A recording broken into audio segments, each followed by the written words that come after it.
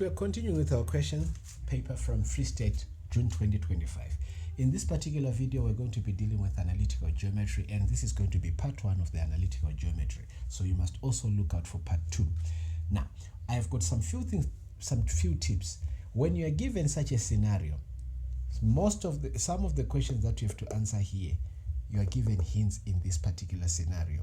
And when you come to the first 3 questions, they must give you a hint of what you're going to need later on. So the answers, once you get them here on the first 3 questions, please beware that you may need these answers that you that you got earlier on. All right, so let's begin. In the figure, we're given what? We're given a vertex, point C, vertex A and B. The coordinates of C are provided, coordinates of A are provided, and coordinates of B, one coordinate is provided, which is -1, X is unknown. This is letter S. It's not 5. I know my S looks like a 5. It's not 5. Now, we are told our vertices of what? Triangle CAB. Triangle CAB. You can see the triangle. Now, we're told that E is the x-intercept of line AE. So this point E here, it is an x-intercept. And what do we know about the x-intercept?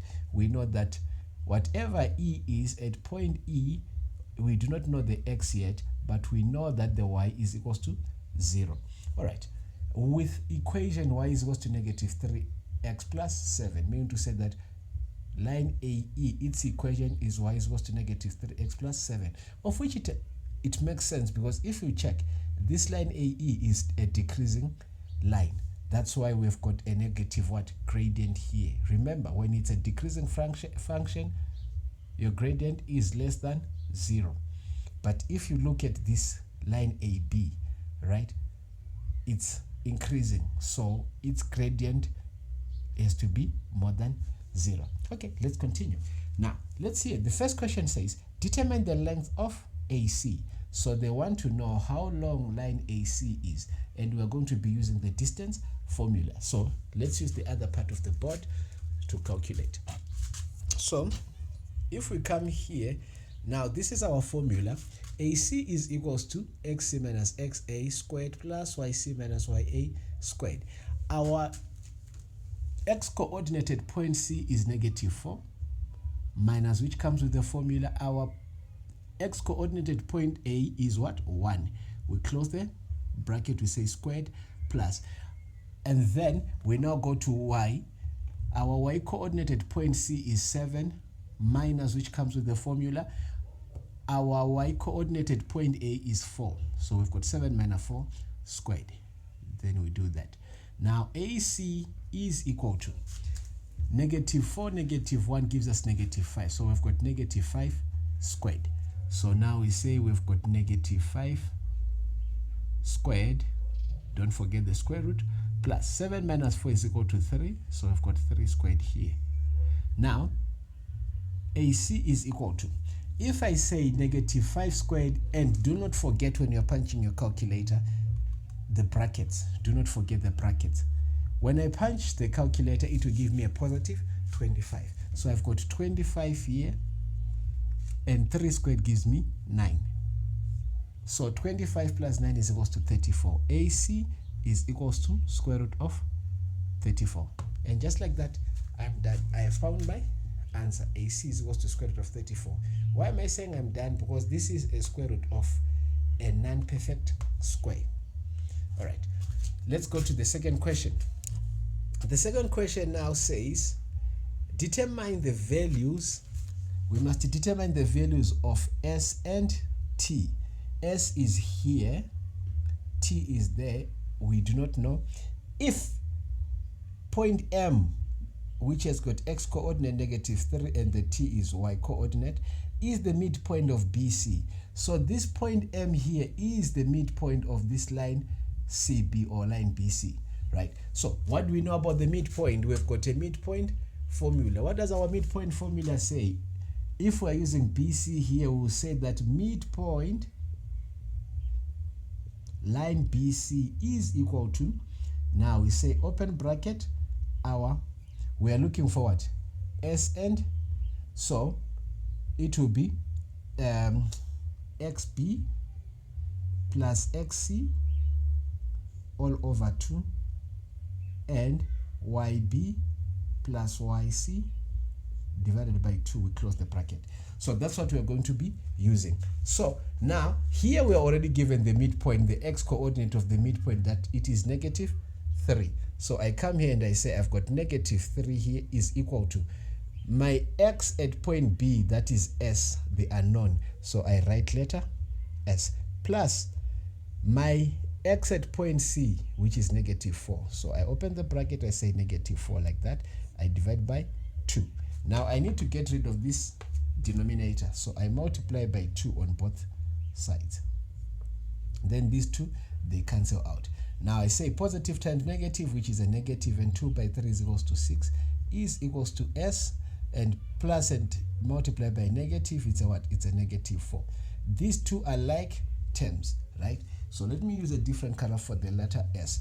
Now I'm going to transpose this one. So now I've got negative 6 and a positive 4, which is equals to s. So therefore I can conclude negative 6 and 4 is equals to negative 2.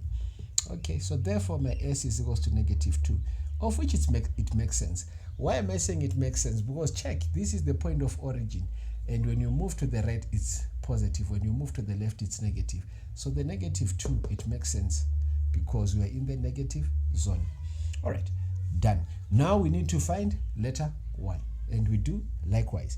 Now what we do here, now we say the midpoint coordinate we do not know, so we say t is equal to, but the x at what do you call it, the y at point B, it's negative 1, plus the y at point C is 7, so plus 7 over 2. Now this is straightforward. 7 minus 1 is equal to 6, so t is equal to 6 over 2. So therefore letter t is equal to 3, right? So we have found point S and point T, and we are done with this. 3 free marks. Now question 1.3 says prove that triangle CAB is a right-angled triangle. So this triangle CAB, we must prove that it is a right-angled triangle. And proving that a triangle is a right-angled triangle, it is easy. How many marks have been given? 4 easy marks. Why am I saying it's easy? Because this work requires you to know your gradients, right? So we've got about 4 different types of gradients. Let's just list them and I'll tell you which gradient am I going to be using. So number 1, we have got what? Gradients of parallel lines. So if you've got parallel lines, line here and there, now if this gradient is 1 over 4, it means that this gradient is also 1 over 4. So gradients of parallel lines are equal.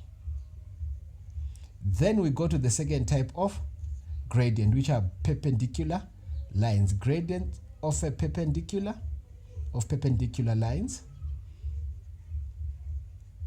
Now, what are perpendicular lines? Perpendicular lines are lines whereby where they meet 90 degrees is formed, right? Those are perpendicular lines. So here if I've got, this is line A, C, and this is point, here it's B and there it's D, right? Now, line BD, we will say line BD is perpendicular to line AC, like that. Now, what do we know about the gradient? Now we say the gradient of line BD, gradient, M represents gradient, by the way. So now we're saying gradient of line BD multiplied by gradient of line AC. Gradient of line AC, it is equal to -1. So gradients of perpendicular lines is equals to -1, right? So now, in terms of this question 1.3, whereby they say that we must prove that this is a right-angle triangle. A right-angle triangle, if we draw it like this, as an example, here there is 90 degrees, meaning to say that if this is triangle A, B, C, we are now going to say that line AC here and line BC, they are perpendicular lines, which means that the gradient of line AC multiplied by the gradient of line BC, they should give us a product of -1. So it is perpendicular lines that we must use to prove this particular triangle CAB, that it has got perpendicular lines. Now, just the last two gradients, and then we'll go back to the question. The last two types of gradients, we've got what we call a horizontal line, right? So gradient of a horizontal line is equal to 0. What do I mean by that? Gradient, remember, we're looking at what? The change in y values over the change in x values. What do I mean by that? If I were at point B here, remember that this was -2, right? And the y was -1. And then we went to point A here. Now observe, the negative, we moved from -1, our y coordinate, we have gone to 0.4. Now we will be asking, if we say 4 minus -1, and we say negative times negative, it gives us what? It gives us a positive. So 4 plus 1. The movement, the change which happened between these y coordinates, it was what? There was a movement of 5 units. That is the change that happened between these 2 points. That is the movement that has happened. Now, observe, if you are here on this x-axis, this is a horizontal line. If here you are at 7 and there you are still going to be at 7, there is no change at all. So if there is no change, it means to say that the gradient is equal to 0. That's the logic behind it. And then we come to number 4, which is the last, whereby we talk about what? Vertical lines, or a vertical line.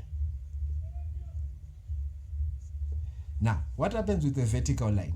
What happens with the vertical line? Let's take, for instance, this line which I used here. This is a vertical line. So I may have an x coordinate here. Wait a minute. No. I may have y values actually. I will have y values, but I don't have an x coordinate. My x coordinate is 0. So remember, if I say 7 divided by 0, because of this 0, the answer becomes undefined. Why? We can't share with something that does not exist. So if you are given a vertical line, the gradient is what? Undefined, right? Okay, so let's get back to the question. Hopefully you have mastered these 4 types of gradients. They are very, very important if you want to get higher marks in analytical geometry. Now, prove that triangle CAB is a right angle triangle. What am I going to do? Now I'm going to find the gradient of line AB and the gradient of line CB. Once I have found those gradients, I must multiply them. If I get a -1, then it means we have got a right angle triangle. However, if we don't get here this side, we must also try line AB with line CB. It's a case of what? Try and error. If both of them, they don't give us, then it means we don't have a right angle triangle. But if one side gives us a -1, then it means that side, it will be having either this side or that side, it will be having 90 degrees. So let me start with line AB, right? In terms of finding the gradient. So now I say gradient of line AB is equal to YB minus YA all over XB minus XA. Gradient of line AB is equal to my y at point B is 4 minus my y at point my y at point A is 4 minus -1 there all over. Then my x there is 1 minus I got -2. All right. Now negative is equals to a positive, so here I've got 5 over negative times negative is a positive, so I've got gradient of 5 over 3. Okay, I'm done. I found the gradient of AB. Now I must define the gradient of line AC, which is equal to, now this time around I say YC minus YA all over XC minus XA, which is equal to, now my y at point C is 7 minus my y at point A is 4 all over my x at point C is negative 4 minus my x at point A is 1, which is equal to 7 minus 4 is equal to 3. So I've got 3 here over negative 4, negative 1, it gives me negative 5. So I put my negative here over. Now I found the gradient. Now, in order for me to determine, I tell the examiner, now I'm going to say gradient of line AB multiplied by the gradient of line AC, right? So if they're going to give me negative 1, I've got perpendicular lines. What is the gradient of line AB? I've got 5 over 3 multiplied by gradient of line AC, which is negative 3 over 5. Observe one thing. I've got common factors here. 5 into 5, 1. 5 into 5, 1. 3 into 3, 1. 3 into 3, 1.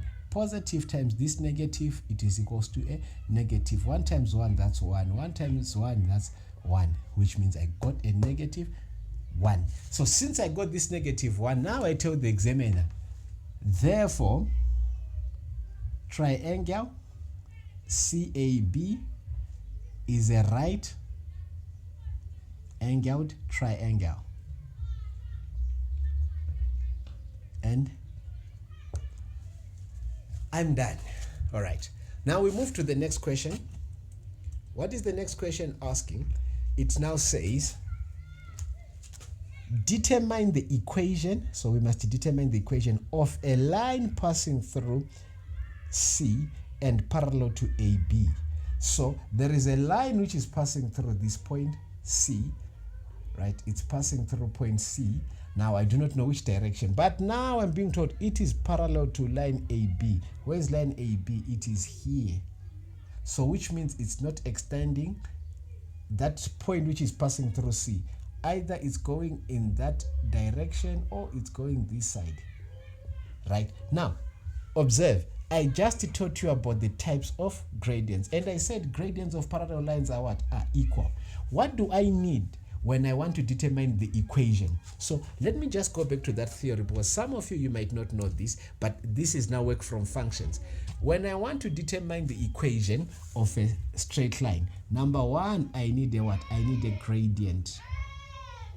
Number two, what do I need? I need any point at that line, meaning to say that any coordinates, x and y coordinates. So in order for me to determine this particular equation, do I have enough? The answer is yes. Why? I've been told that C and whatever that point is, let me call it J. So C, line CJ, I've been told that it is parallel to line what? AB.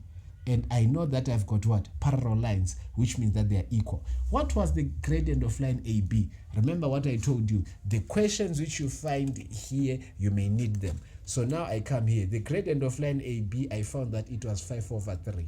So now I come here now and say, oh, okay. So if the gradient of line AB is 5 over 3, it means it is also, for this line, it is also 5 over 3. I've got 1. Done. Now, what is the next thing that I need? Do I have any point? Yes, I've got any point. What is the point? Here at C, I'm told that the x coordinate is -4, the y coordinate is 7. So I do have points.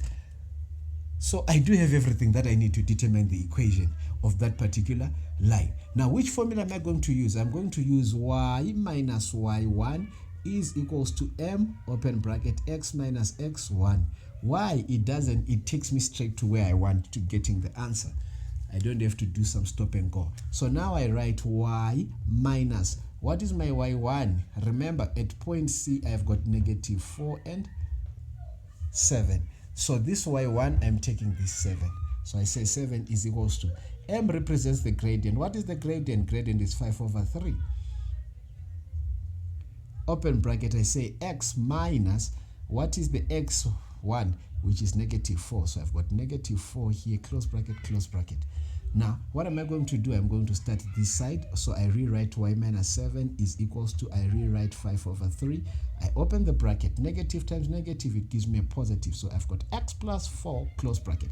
Now I'm going to deal with this. Why am I doing that? I'm following the BODMAS rule. Simple and straightforward. So y minus 7 is equals to 5 over 3 multiplied by x. I get 5 over 3x. And then I've got 5 over 3 multiplied by 4, which gives me a positive 5 by 4 is equals to 20 over 3. Remember, this 4 can be written as an improper fraction. So numerator multiplied by numerator gave me this 20. Denominator multiplied by denominator gave me that 3. All right. So now at this point, I'm going to transpose this 7. So it becomes a positive 7. So y is equal to 5 over 3x plus 20 over 3. Now remember, I've got 7 over 1. Now what am I going to do? These have got different what? They've got different denominators, so I can't add them. So what should I do? I introduce a conjugate.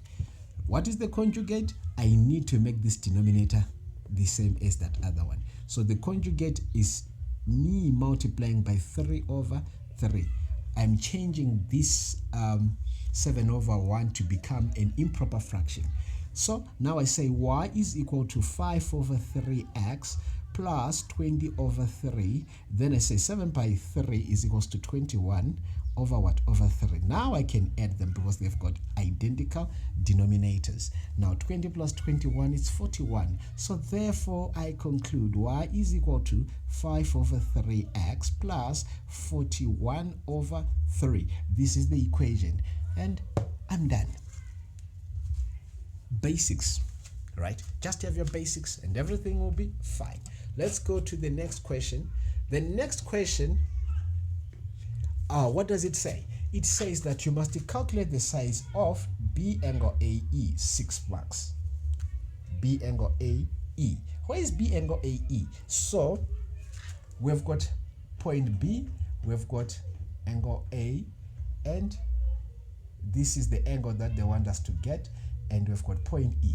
Now observe, in grade 11 you've been taught about the line of inclination or inclination line. What have we been told? We have been told that the inclination line is found in quadrant 2 and quadrant 1. Observe, here we've been given that this angle here between point A and B is angle alpha, and here at point E here between line AE, here we've got angle theta. So when I want to determine here this angle A, it's very, very easy. I'm taking you back to grade what? I'm taking you back to grade 8. Why am I taking you back to grade 8? Let me show you. In grade 8, you were taught about what is called the exterior angle of a triangle here. What happens with the exterior angle of a triangle? Let me give you the theory so that you can understand this one. Revision. So we've got triangle A, B, C. Right? And when I've got triangle ABC, we are being told that this angle C here, angle C is equal to angle A plus angle B, meaning to say that this angle plus that angle, these two angles, when you add them up, they're equal to angle C. But how did it come about for them to say that this angle, which is outside, exterior, so exterior means outside, right? All right, exterior angle of a triangle. How? So imagine here I'm drawing a straight line. On a straight line, what do I know? I know that I've got 180 degrees.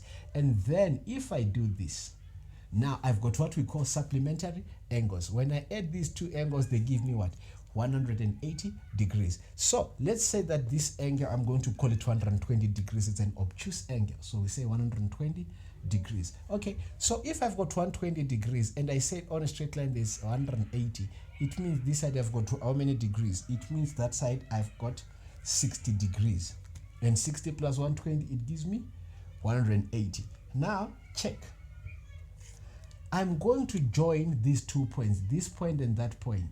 If I do this, what do I have? I've created a what? A triangle. What do I know about the sum interior angles of a triangle? These angles, 1, 2, 3, when I add them up, they add up to 180 degrees. So if these 3 angles, they add up to 180 degrees, Now imagine now I'm saying that I've got angle A, point A, point B, point C here. So now I'm saying to you, if I come here and I say angle A plus angle B plus angle C here, they are equal to 180 degrees. Now I'm going to substitute. I do not know angle A. I also do not know the value of the measure of angle B, but I know the measure of angle C, which is 60 degrees.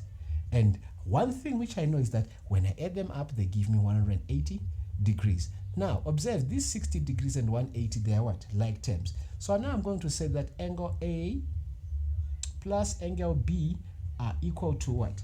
180 degrees minus this. It was a positive. When I transpose it, it's now a negative. So now when I say angle A plus angle B is equals to what? 180 minus 60, it gives me 120 degrees. Wait a minute.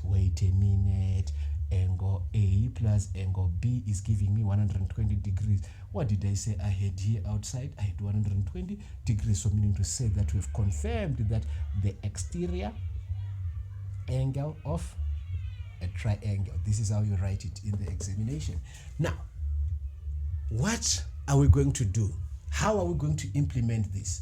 Now, line of inclination. Now, you have been taught this, that when you're dealing with your line of inclination, let's have this.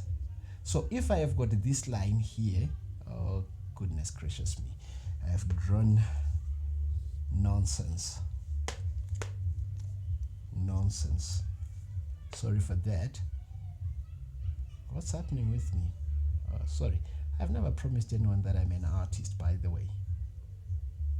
So please forgive me. All right. Now we've got our Cartesian plane. Hopefully I will draw a decent line this time around. So I have drawn this straight line. Now we say this angle is a line of inclination. How do we find the line of inclination? We are saying we deal with the gradient, right? We say y, whatever values they are, yb minus ya all over xb minus xa. And then we need to find the gradient. Once we have found the gradient, what do we do? Now, remember, what happens with the gradient? What happens with the gradient is that your gradient formula, it is equal to tan theta. Why? Because remember, when you are using tan theta, what does it say your trig ratio? It says opposite over adjacent, right? Your opposite over your adjacent. In this particular case, if I come here and I say, where is my opposite? My opposite are the y values here, right? That's the opposite, right? Over adjacent, where is my adjacent? Here on the x-axis. So your gradient formula is the same as the tan theta. So whatever gradient that you find, you now say tan theta is equal to. So let's say if I found a gradient of 2, I say tan theta is equals to 2. Now I transpose this tan. I say theta is equals to inverse tan 2, like that, right? And then I find the angle. So that's what I'm going to do. So let me get back here. I'm saying I'm going, earlier on, did I ever find the gradient of line AE? They never asked me to find the gradient of line AE. So I must first find the gradient of line AE. When I found, oh no, I don't have to find it. Remember, I was told that line AE in this scenario, I was told that E is the x-intercept of line AE with equation y is equals to negative 3x plus c. This negative 3 is my gradient. So now I will use that to find this angle. When I found angle theta, now what am I going to do? I'm also going, earlier on I calculated for the gradient of line AB. It was what? 5 over 3. Remember, I will find this angle here. Now, remember I said this is the exterior angle of this triangle, right? So I will say this exterior angle minus this angle alpha in order for me to get this. Because this angle A and this angle alpha, when I add them, they are equal to this angle theta, which is outside. And I'm done, right? So let's get started. Let's go to the, what do you call it? To calculate the line of inclination. So I come here now, I say tan theta is equal to negative 3. Theta is equal to inverse tan, and then you don't have to write the -3, you just write 3 here.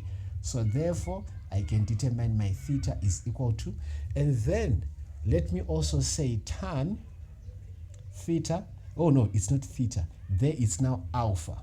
Tan alpha is equal to 5/3. This is for the line AB. Now I say alpha is equal to inverse tan, open bracket, 5/3. And then I will tell the examiner, after I found alpha, I will now tell the examiner that I'm saying theta minus alpha in order for me to find B angle AE. All right, so let me fetch the calculator. So now I've pressed inverse tan 3 is equals to what? I get 71,56, right? 71,56. So I'm not going to round off anything. I write 71,56.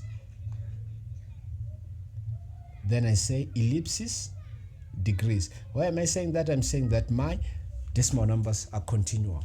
Now I go here now. I just say, I delete here now. I say 5/3, 5/3, close bracket, is equal to, now I've got 59, right? 59, 0 what? 59,03. Then also it has got what? An ellipsis. So I say ... degrees like that. Now I come here, I say 71,56 ellipsis degrees minus 59,03 ellipsis is equal to, now what do? I've got 59 already on my calculator, right? So I just say here inverse tan 3, close bracket, minus the previous answer that I had, which was for the angle alpha, now which is equal to what? I get 12,52. Actually it's 12,53. I'm rounding it off to 2 decimal places, and then I found my answer. All right, let's come here and then we move forward. Now they say determine P if CA is extended to D, right? I must determine P is extended to D, and the coordinates of D are P is the unknown, the x coordinate, and Y is 1, such that CA and D are collinear points. What do we know about the word collinear? Let's mark a keyword here, the word collinear. When they talk about collinear points, these are points which are found where? On the same line, right? So if I draw a line here and I've got point what? Point A, point B, point C. These 3 points are collinear. They are found on the same line. And since they are found on the same line, it means that they've got what? The same gradient. Same story here as point C, point M, and point B. These are collinear points. They are found on the same line. So I know that they've got equal gradients. Do I know the gradient of line CB? I do not know the gradient of line CB. Okay, so let me find the gradient of line CB. I can find the gradient of line CB by using the coordinates of what? Point B and point C, right? Okay, so remember, now I'm going to say gradient of line BC is equal to, let me just fix the camera. Sorry about that. So gradient of line BC, what do I have? I have to say YC minus YB all over XC minus XB. Gradient of line BC is equal to, now what do I know? My y at point C is 7, so I say 7 minus my y at point B, it's -1, all over my x at point C, it's -4, minus my x at point B, I calculated it earlier on, s was equal to 2 is equals to negative and negative, that's a positive. 7 plus 1, that's 8, all over. Negative and negative here, that's a positive. Negative 4 plus 2, that's negative 2. Positive divided by a negative, that's a negative. And 8 divided by 2, that's 2. So we found that the gradient is negative 2, right? Okay. And you can confirm that, okay, this is a what? A decreasing function. Now that we know the gradient, now we say that the gradient of negative 2, right, is equal to, what do we have? What we have, I can take any point on, wait a minute, they said C, A, and D. I calculated the wrong gradient. I calculated the gradient of line BC instead of line AC. Sorry for that. So let me just fix the mistake. So we say gradient of AC is equals to YC minus YA all over XC minus XA. Gradient of line AC is equal to my Y8 point C is 7. No, I found the gradient earlier on when I calculated this. This was negative 5 over 3 here, right? Remember, we said that here we had 90 degrees because when we multiplied, we got negative what? It's negative 3 over 5. We got negative 1. So I don't have to calculate for this gradient of line AC. I already have that the gradient of line AC is equal to negative 3 over 5. Luckily, I can confirm that because I didn't erase here. Check. We calculated for the gradient of AC and we got negative 3 over 5. So I don't have to recalculate for that gradient. It's that part when I was saying that some of the answers that you get on the top part, you will use them on the latter half of the question. So now, since I know that I've got this, what do I know? I now take this gradient of negative 3 over 5. Now I'm going to take any coordinates which I know on that line, right? Now I'm going to take the coordinates of 4. So now my y8 point A is 4 minus my y8 point D, here it's what? It's 1, all over my x at point A is 1 minus my x at point D I do not know, which is what? Which is P. Now, which is now equal to negative 3 over 5 is equal to 4 minus 1 is equals to 3 all over 1 minus P, right? So what do I need to get rid of? I need to get rid of these denominators. So here I'm going to multiply it by 5 and there I'm going to multiply by 5. Here I want to get rid of this 1 minus P, so I'm going to multiply by 1 minus P, and I come there and I multiply by 1 minus P. This 5 cancels out that 5. This 1 minus P cancels out that 1 minus P. So now I'm going to multiply this negative 3 multiplied by 1, it gives us negative 3. This negative multiplied by a negative, it's a positive. So I've got 3 by P, it's 3P, is equal to 5 multiplied by 3 is equal to 15. Now, these two are like terms, so I transpose this negative 3. So, therefore, I've got 3P, which is equals to, it was a negative, it becomes a positive 3. 15 plus 3 is equal to 18. So, I've got 3P, which is equals to 18. I divide by 3, I divide by 3. So, I say, therefore, P is equals to 18 divided by 3. Oh, sorry. 18 divided by 3 is equals to 6. So therefore P is equals to 6, which is the X value for that, right? And just like that, we found that, so the CAD is somewhere beyond what, right? Because it's a positive P. It's not found this side of negatives, it's found on the side of the positives. And just like that, we are done. Please understand your theory of analytical geometry and remember to implement it. Then you can collect all the marks. This particular question paper had how many marks? 6 plus 3, that's 9. Plus 4, 13, 17, 20, 22. So these were 22 free marks. If you found this video to be helpful, please do consider subscribing, like, comment, and share. So please join me on the second part of this particular paper with regards to analytical geometry. Till we meet next time, cheers.